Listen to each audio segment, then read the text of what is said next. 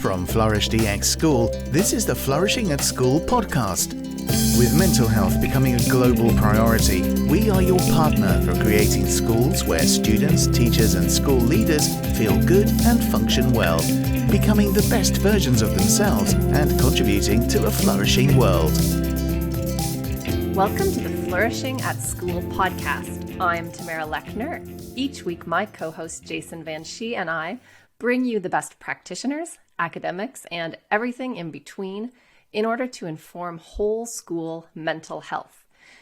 Now, Jason, this is our first podcast recording of 2023. Happy New Year.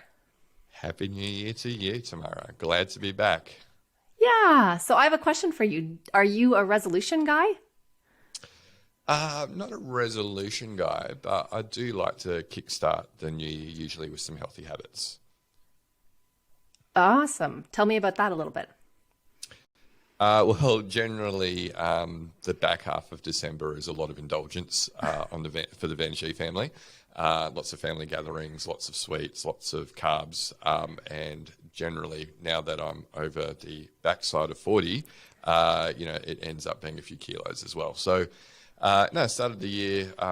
Been playing a lot of tennis. Changed my eating. Haven't drunk a lot of alcohol at all. So it all pays dividends, and I'm feeling good and got lots of energy to start the year. What about yourself? So I'm not a resolution gal because I kind of rebel against the arbitrary restart. But what I do like to do is set myself a word of the year that's kind of the theme I filter all my choices through. And this year I chose the word recalibrate because I feel like I'm on a great path and I want to get even more specific around what I'm eating, choices I'm making about what my family will do, where we'll travel. And so recalibrate felt like a word that put me on target. Yeah, great. Yeah, no, that makes a lot of sense. And so even though you say not a new resolution person, recalibration is kind of like what a New Year's resolution is. It totally is. I just have to be outside the box. I just can't do it like everybody else. You know me, right? Yeah. No, fair enough. No, that's good. I'm glad, we both have started the year with a bit of focus, which is great. Absolutely. And so to stick with the theme of not doing normal, we're not doing a normal podcast today either. We're going to take a look back through a lens of podcast bingo. So no researcher, no educator, just you and I playing a little podcast bingo. Okay, sounds like fun. I like bingo. You're just not allowed to yell. Yeah. So, but I haven't played podcast bingo before, so you're going to have to explain to me how we play this. Sure. Basically, I took a look back at our 2022 podcasts and gathered the themes, the things that were said a lot. And we had some things that were said with great frequency. In fact, we had two of our resources mentioned so many times that we had to actually ask our guests, could you go beyond the mention of Brené Brown and Adam Grant as great resources? Because this is getting stale. We need to hear more. So this week, what I thought we might do is look at those categories that repeated and do a little bit more of a deep dive because we tend to go surface and quickly right through things. Back in episode 6, we did this and we unpacked what the acronym PERMA and H meant in a little bit more depth. So how does that sound to you? Yeah, no, let's do it. So maybe if you start with Brené Brown, because I actually don't listen a lot to Brené Brown and I know you love her. So why do people love Brené Brown so much?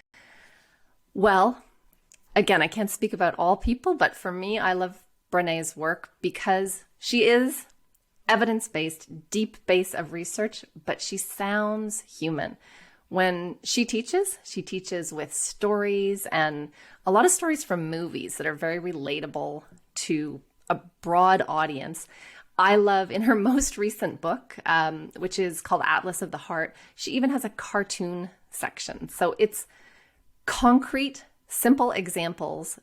She uses a ton of acronyms. And I think that's something, I don't know about you, but whenever I hear anything psychology-based, organizational psychology, positive psychology, it is filled with acronyms. but actually it helps me to remember. And so Brene is very, very strong at that. And I think when she starts to repeat that language and use those concrete tips, it becomes really simple for people to use it. So a very specific example, if you're a teacher listening and going, well, how does this help me? One of the things that Brene asks again and again is, what's the story you're telling yourself? And this is around vulnerability and stress, and maybe students getting into their head about not being able to do something. Rather than asking someone, why can't you do something? She would say, what's the story you're telling yourself about not being able to do something? And I think putting it a little bit outside of yourself by making it a story rather than directly about you is really useful for people to understand why they're hijacking their own path to success with a story that they're telling themselves about, I'm not enough, or I don't know this, or the last time I tried it didn't work.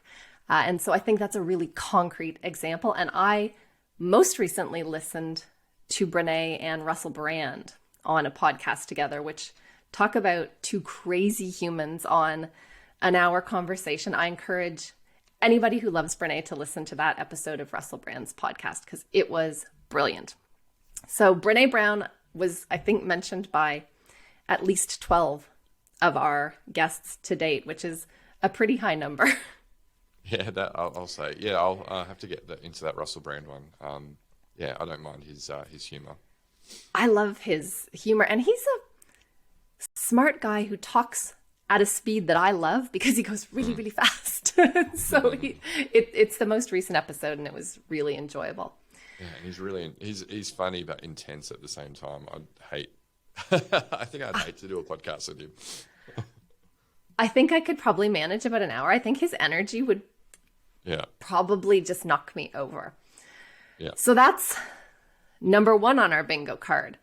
So I want to pass it back to you now and see why you think Adam Grant was mentioned so many times, because you were one of the people who mentioned him.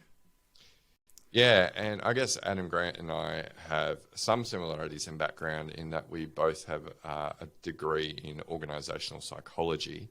The difference between me and Adam is probably about 60 to 80 IQ points. This guy is ridiculously intelligent, and he just seems to absorb so much information and be able to recite it on an as-needed basis. And that's probably what attracts people to him. He is really evidence-based, but he kind of has a very good grasp of most of the theories in relation to organizational psychology, and a lot outside of that as well. And then is able to break it down in a way that is readily understandable. And that's a big gap often for academics. They speak an academic language, but they don't make it translatable so that people can actually start to apply that information. You're so right. I was talking to someone who just finished their PhD thesis. Is that what you call it? PhD? Yeah, dissertation thesis. Yeah, dissertation, there we go. Yeah, I knew I had the wrong word. And we were talking about it, and I was reading it, and I was saying it was great. And he said, oh, it's going to be a book.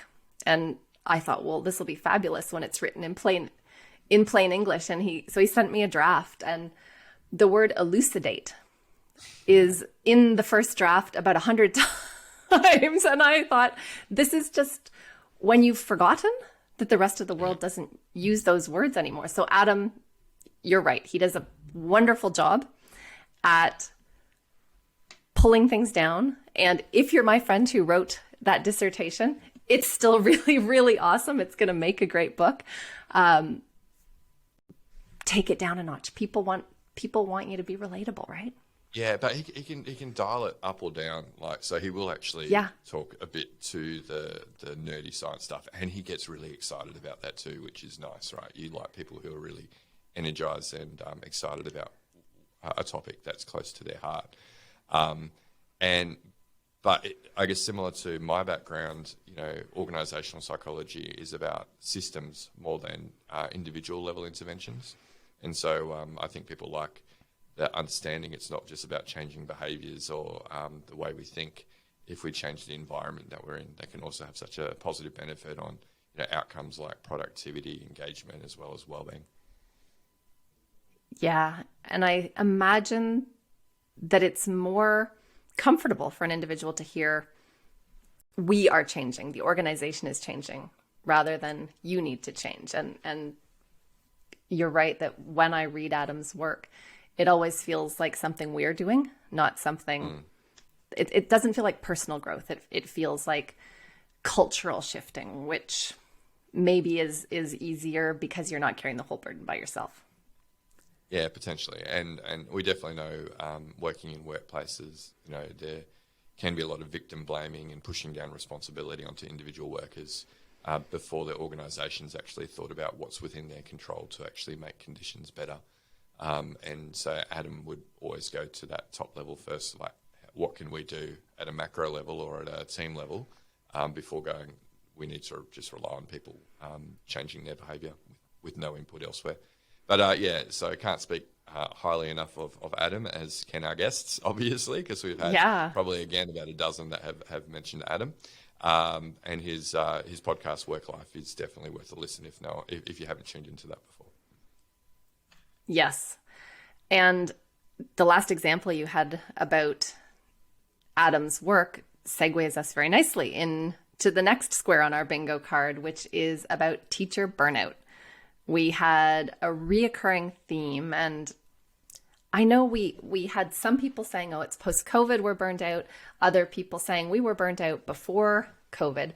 But I wanted to unpack a little bit because I've been researching the ways that teacher burnout is the same and also is very different than other types of work and the burnout that they experience. I was reading Chris Bailey, and Chris has a book. I know the title was off-putting to me, and I'm a meditative woo-woo person. The title is How to Calm Your Mind, Finding Presence and Productivity in Anxious Times. So I was right away, I already know how to calm my mind. I'm a meditator. Go past the title and pick up this book because this man is brilliant. And one of the things he did was explain burnout tends to be a combination of exhaustion, of cynicism, and lack of productivity. And I definitely see that in many organizations, but for teachers, it's a little bit different because they retain their productivity, and often their burnout is fueled by their sense of meaningful work. So for most people, we know that meaning and mattering is a big contributor to your well-being. But when you feel that your meaning, your sense of meaning is so important and what you're doing matters so much that you are willing to give and give and give and pour and pour and pour from a cup that is no longer even slightly filled, that's when you've gone too far on that meaning and mattering scale, and it actually starts to contribute to burnout. And so that's one of the big differences that I've seen with teachers is I had a friend who recently posted, it's report card time again. We are paid for 1 8-hour day to write our report cards, and it takes me 60 hours to do this. So if you look at this from an organizational standpoint, the school knows that. They know how many hours it takes a teacher. And maybe she goes longer, maybe the average is 40 hours, but there's still a pretty big difference between 8 hours and 40 hours. You go into the job knowing this. You're not blind to this. This is something that has happened year in, year again. But because the job is so meaningful, people take it anyways. And this is where the culture and the workplace need to change, not the individual, which makes it probably more difficult, wouldn't you think? Yeah, absolutely. And in particular, if we think about burnout again in terms of those three different symptoms, if you like, so that's emotional exhaustion, cynicism, and reduced professional efficacy. Yeah. You can understand how it's kind of like the perfect storm for schools working in the systems that are largely broken when we're thinking about the well-being of teachers. it's about academic achievement. It's about driving student outcomes. The system is not set up for teacher success in terms of well-being more times than not, right? And so I'm sure, regardless of whether you're a teacher or not, you would have gotten to that point of feeling just that emotional exhaustion.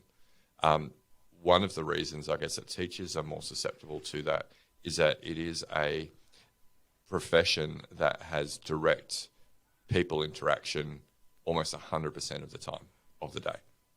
So definitely interaction with other people is one of the things that increases emotional exhaustion, and it's just a constant for teachers.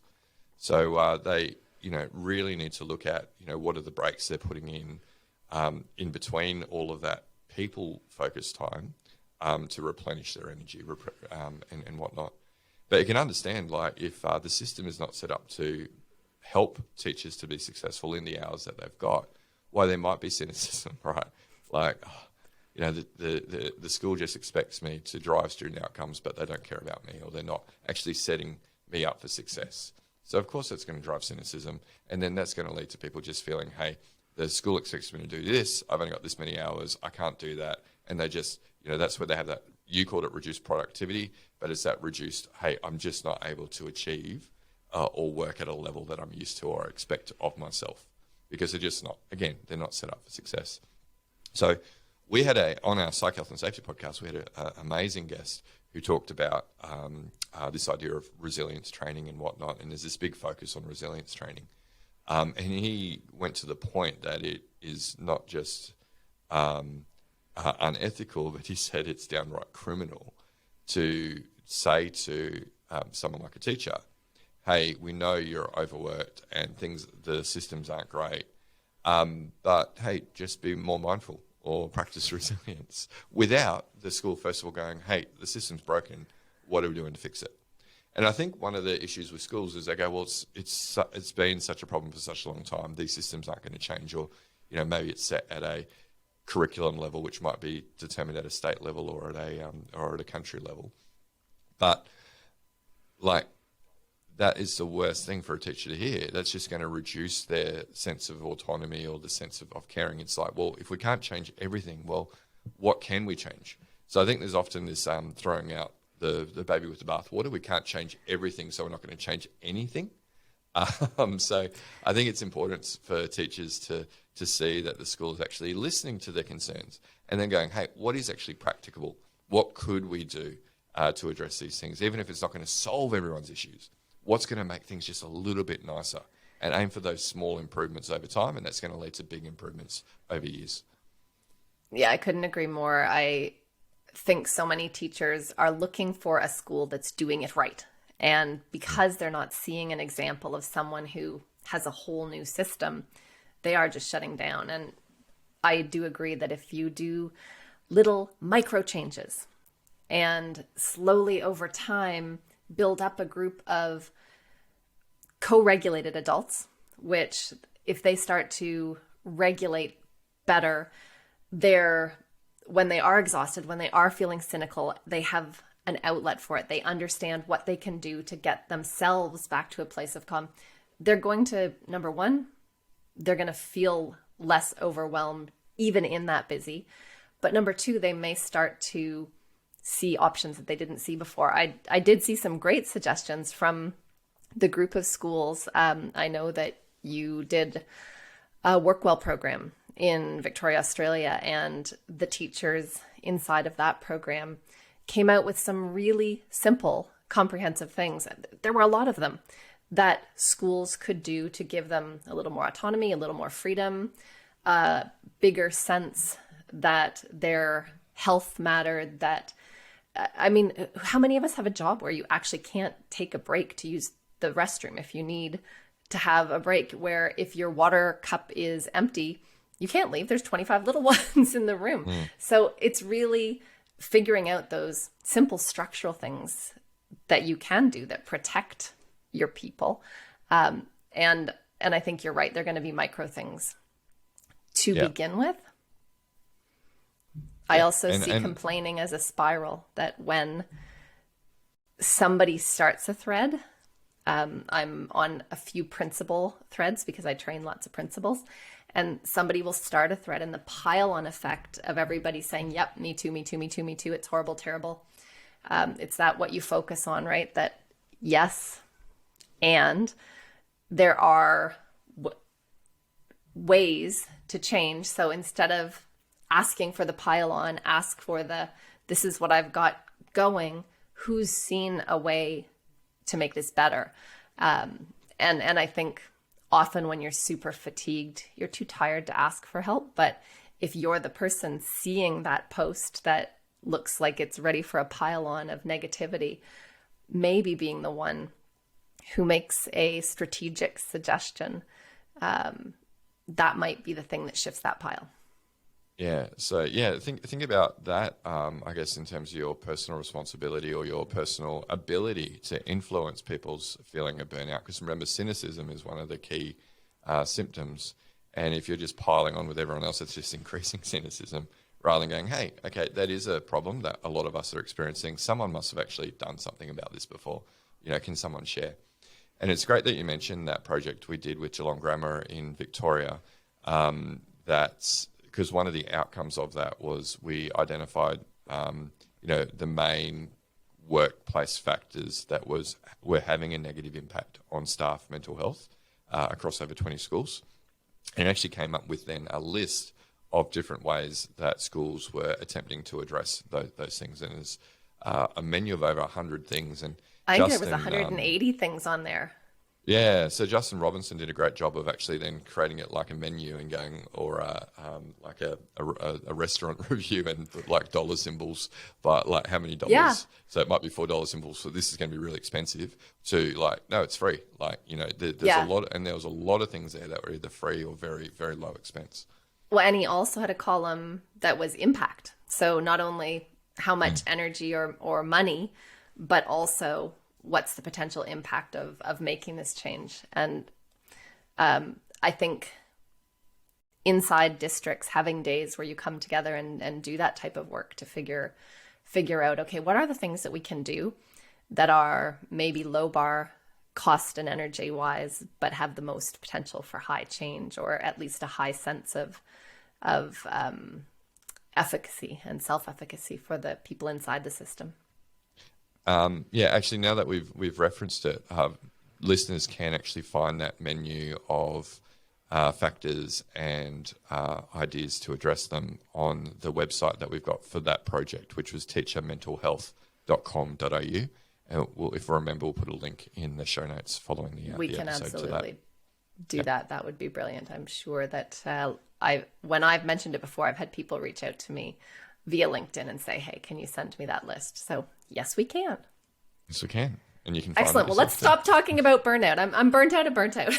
So. Yeah. No, we're starting the year with more energy. We've had, some time to rest, recharge, and we're going to be working in more sustainable ways is the important thing, right? Like not just working in a way that we know we're going to get burnt out if we continue to work that way, but how do we work sustainably? And in fact, I just wanted to reference something that I heard recently, and I'm definitely seeing this reflected in stuff that people are posting on LinkedIn and conversations that I'm having. And it's the way, the expectation that we have of work and our lives and how it affects our well-being. And so if we think back, 100 years ago, people worked to survive. Please employ me, please pay me so that I can put food on the table for my family. In more recent decades, it's been, well, actually, now we want quality of life. I want to be able to afford the nice things. I want air conditioning. I want a big screen TV. I want to be able to go on a holiday, those sorts of things. But now, and people would work, right, to be able to afford all the things that they wanted and have that quality of life outside of work. But now I'm seeing this change in expectation that people actually want quality of work as well. They want things, like you say, about meaning and mattering. And they want to go into a workplace that fills their cup rather than diminishes their cup. And I think that's why we're seeing people, more willing to move roles when their companies aren't doing that. And we're going to see people leave the profession of teaching as well, unless the systems actually change to actually support and make sure that people are getting their cups filled rather than depleted. So, Yeah, interesting change, and I can definitely, and I'm not sure if you've seen that yourself, Tamara, in terms of changing expectations from people. Yeah, no, you're right. And I was reading something today online that it was an HR page, and they said that the culture in a workplace, and specifically they were talking about shifting from, they were shifting from engagement, and I've got to think of the word. It was a word they used for an engaged worker who was purpose aligned. And so it was a word that they had coined, and it was kind of combining Sustainable performance or sustainable engagement. It I've wasn't, heard that but before. yeah, Was it was like that. And what they were saying is that people would actually leave a job to go somewhere where they felt like they would have sustainable engagement, and they would take a pay cut because it felt so important to them to be someplace where the work they were doing, not only were they engaged in it, but it felt like it mattered, and they were on the same purpose-driven path as the organization. So it was really that aligning of their personal sense of meaning with the organization's purpose. Yeah, which I thought was and interesting. and I think that's fundamental to attract and retain staff. But then people want to make sure that they've got good quality relationships, the workload's tolerable, they're working on stimulating tasks, all these sorts of things, and they're the things that companies can really affect, and team leaders can really affect to make it so that when people leave at the end of the day, they actually may even have more energy than when they arrived, because the work has actually been supporting of their well-being rather than depleting it.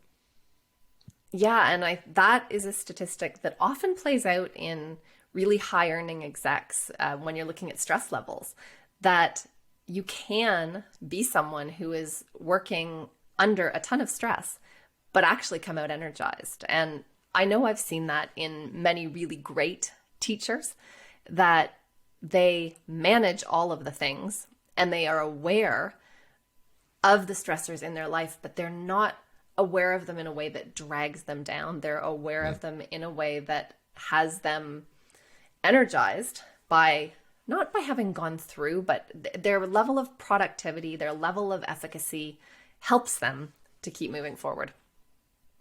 Yeah. I think that's really pivotal to understand, what are the things that might be a stressor for me or not. And it's almost like that mindfulness, right?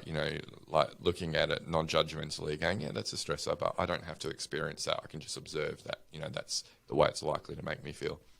I like this idea of moving away from time management to energy management, right? And there's definitely a lot of that comes down to perception, how we perceive and allow ourselves to respond to things. Excellent. Should we move to our next square on the bingo card? Sure. All right. I don't think this one's going to take very long at all, but something that was mentioned time and time again was whole school. And I know you and I both believe deeply in a whole school well-being, mental health, movement towards flourishing. Why is whole school so important? Yeah, well, I think we've touched on it actually ourselves as well, in that when, the education system is set up to try and make students successful. It's not necessarily there to make teachers successful. And I think in terms of cynicism, when the teachers can see that all of the resources are going into student wellbeing initiatives without anything actually being done for them, then they're going to just phone it in a lot of the times and not really buy into the benefits. When teachers get to live it and the actual wellbeing initiatives and see the changes that the school is making and structural changes as well to support wellbeing, not just asking people to practice better self-care or practice positive psychology interventions, then they're actually going to really, like Adam Grant, get really excited about these things, hopefully, and go, I want to share this information because I've tried it, it works. So I've seen it time and time again where schools get focused on a wellbeing program for students, don't bring staff along for the ride, and it fizzles out because the teachers just haven't bought in, they haven't understood the benefits and have no interest actually then in sharing with the students. Yeah, I agree. And I think our guest, Lisa Bayless, said it really well when she was on. And she said, the adults can't teach children how to self-regulate, how to bring down strong emotions, how to manage stress, all of the things that we want to encourage higher levels of well-being if they're not there themselves. You can't teach a child how to regulate if you're not regulated. Dysregulated adults don't help children to regulate. And we all know that. I mean, I've been the mom who's ready to yell, calm down. And that's where it doesn't work, right? When you're not calm, you're not going to help somebody else calm. I think it's just simple, right? This isn't something you can do to the students or for the students without including the staff. Yeah. Hey, Tamara, we're up to the last square, about to yell out bingo in our bingo card. Yes. And we've talked a few times on the podcast about, not being able to just take a one-size-fits-all approach. We've definitely spoken about how things can be evidence-based, but when you take that evidence-based intervention and then apply it in a new context, so your school, for example, it actually loses a lot of its evidence-based. You actually need to make sure it's working within your school. But I guess beyond that, what's wrong with a one-size-fits-all approach? Wouldn't it be easy if a one-size-fits-all approach? I mean, yeah, let's take back this recommendation and go, no, there is a one-size-fits-all approach. Here's your silver bullet. Yeah. Yeah, it would be so nice. And yet we know, I've gone into many schools and done a test to help teachers understand why there isn't one answer for all of the students. And so often a common problem is getting kids in the right mindset to take a test. And for some students who are super prepared and super excited and they love to take a test, there's not a lot of preparation that needs to happen because they're ready. You've got other kids who are in such a state of amygdala hijack that they've lost everything that they know about that topic. And those students really need to be calmed down so that they can get past that amygdala hijack and access that information.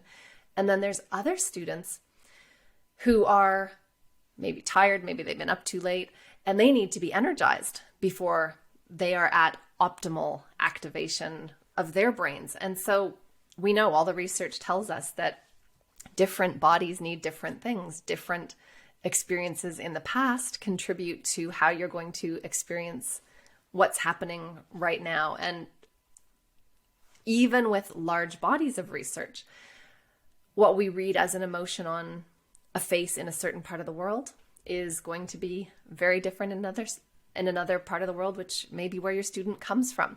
I have one son who's, he defines himself as a stoic, and he regularly has all of his teachers at school asking him if he's okay. And it is the face he was born with. I think it's part nature and part nurture. My dad had the same very low affect face that doesn't really tell you much. And on a teenage boy, I love that the teachers are regularly checking in to see if he's okay, but he's actually hit the point where he's doing the eye rolls of, why do they keep asking me if I'm okay? Do I not look okay? Maybe I'm not okay. And so if we don't go into this knowing that this boy has low affect and that's okay for him, but another kid who's normally exuberant and emotive and all over the place, if they're behaving like my son, for them, that could indicate a problem. So there's a lot of nuances to this, which is why knowing your students' strengths, knowing how they function when they're at their best, and knowing their triggers. I hate that word, but it is important to know that there are certain things that if A, then B, if this student has problem with a friend at recess, then they are not going to be able to focus for the rest of these things matter, and they're different for all of us. Yeah, which absolutely. is what makes teaching so hard. Which makes psychology so hard too. It's again, be great just to have the one size fits all for all humans, but like you say, there's a lot of individual differences through nature and nurture and whatever else. Well, and if you turn it around, I mean, this is how we started this show, with me reminding everybody that I live outside of the box. So if one size fits all, I've got to stay in the box. You just call it something different tomorrow. I do. I'm in the box, but I don't call it a box. That's right. Yeah. Nice one. Well, bingo. I think we covered Bingo. it all. Well, I didn't yell it out, but bingo. We've done it. Our sound guys are really glad you didn't, and there is no prize. Hey, but what a great way, and thanks for the idea for this, because it was a great way to summarize, I guess, the podcast that we had last year and setting us up now for 2023 to have some new and exciting guests on. Yeah, we've got some great people. We've had pretty global guests too, and that's something I'm really proud of. We've had a pretty diverse representation of types of people, types of practitioners, and regions that they've come from. So I know that you're traveling a little bit, which means we're going to have some more European guests, which I'm excited about. We have a long queue I'm in of London people waiting next for week, that time zone. Yes, so we're recording with some people from the UK and Europe. So yeah. Yeah, so I can't wait to hear what they're going to tell us about 2023 and how it's going to unroll to help students and staff and all the communities around to feel good and function well. So I think that brings us to the end of this episode. Yep. You can watch this on our YouTube channel, and we will make sure to pop up our snazzy bingo card, which I'm also going to share on our LinkedIns, both the Flourishing at School, probably Flourish DX, Jason's and mine. Jason and I are both active users there. And I know you've got some neat psych health and safety live events going on. So make sure to check out Jason's LinkedIn to hear all about those. I think that's it for today. Until the next episode, keep flourishing at school and in life. You've been listening to the Flourishing at School podcast. To stay up to date with the latest on whole school mental health, follow Flourish DX School on LinkedIn and subscribe to the Flourishing at School podcast at www.flourishingatschool.com.